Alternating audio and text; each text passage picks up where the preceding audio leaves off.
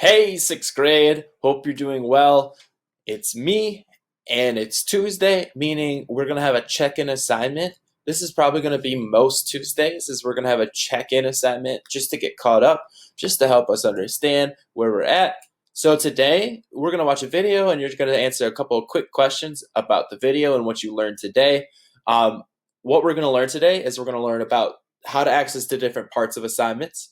We're going to learn about Edpuzzle, which we'll be using a lot more in our lessons. And then finally, we're going to learn about how we're being graded. So here we go.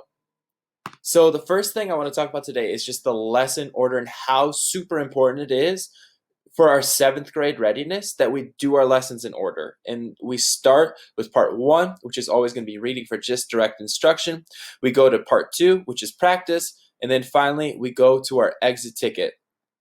So right now, just looking at Michigan's page, which is almost the exact same as Wisconsin, I need you guys to see right here where it says part 1, reading for just direct instruction. So if today we're on lesson 6, I'm going to click part 1 right here. I'm going to go click on viewing the assignment, see my instructions, do the form that it has, and then go on to part 2 when I'm finished. So if I went back here, I'd see part 2 is right here, central idea, same thing, click on it, do this form right here. When you're done, click submit so you get it turned in, and then I can go and check your work. And then finally, exit ticket, part 3, same thing. Part 3, viewing assignments, and then woohoo! You finished ELA for the day. Put your hand above your head, put it on your back and say, good job, self. Good job, self. Now, so that's all I have to say about our parts. We need to make sure we do part 1, part 2, and part 3. Next up, we have Edpuzzle. So today you're going to get an Edpuzzle, or you've already clicked an Edpuzzle, but every day, instead of just a YouTube link, we're going to have an Edpuzzle because it's literally just going to help you learn better.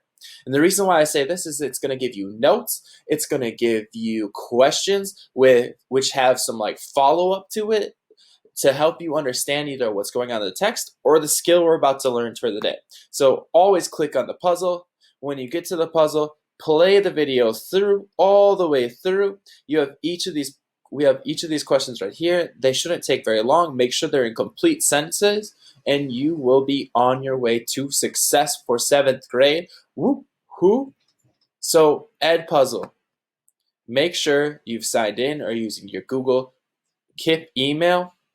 Watch the whole video and click play if you want to hear a note. Right here is an example of like what I see. So like you'll have your name, how much you've watched, what grade you have, and then it'll tell me exactly like what we need to do for this next part, which is about our grades. So we're gonna go to grading. So talking about grades for part 1 of our assignments are basically going to go like this. So the first part you need complete sentences. So no matter what you're doing, like complete sentences, capital letter at the beginning, period at the end, more than one word. After that, like another point that we're going to get is from student completes all problems. That means you tried on all the problems. There was no I don't knows. There was no maybe, because those aren't complete problems. So like make sure that you put your thoughts into your problems. Our third point is going to come from specific details. So this comes in the problems where it's asking you to think about your thinking. So how is your thinking either the same or different than the right answer that we gave you, the exemplar answer? And then finally, video synthesis. That's 2 points for doing all the problems on Edpuzzle and making sure that you're answering the question in complete sentences and it makes sense. So right there is 5 points for part 1. Part 2 is almost the same, but a little bit different. So again, we have complete sentences. We have that you complete all problems. Specific details. Is your answer different or the same? And why is it different or the same? Your reflection. So that's basically saying like, oh, I should have added this. Finally, strategies used, because we have text-dependent questions. Are you making it sound like the problems that we've practiced with and the problems that we've reflected before? So 5 points right there. Making sure that you're completing it with complete sentences and that you're trying will make sure that you have all 5 points. And the last one is the exit ticket, which is like the only one problem that is graded on whether like you got it right or you got it wrong. So they're either going to be multiple choice or short response, just like we do when we're all together in class, except here it's online.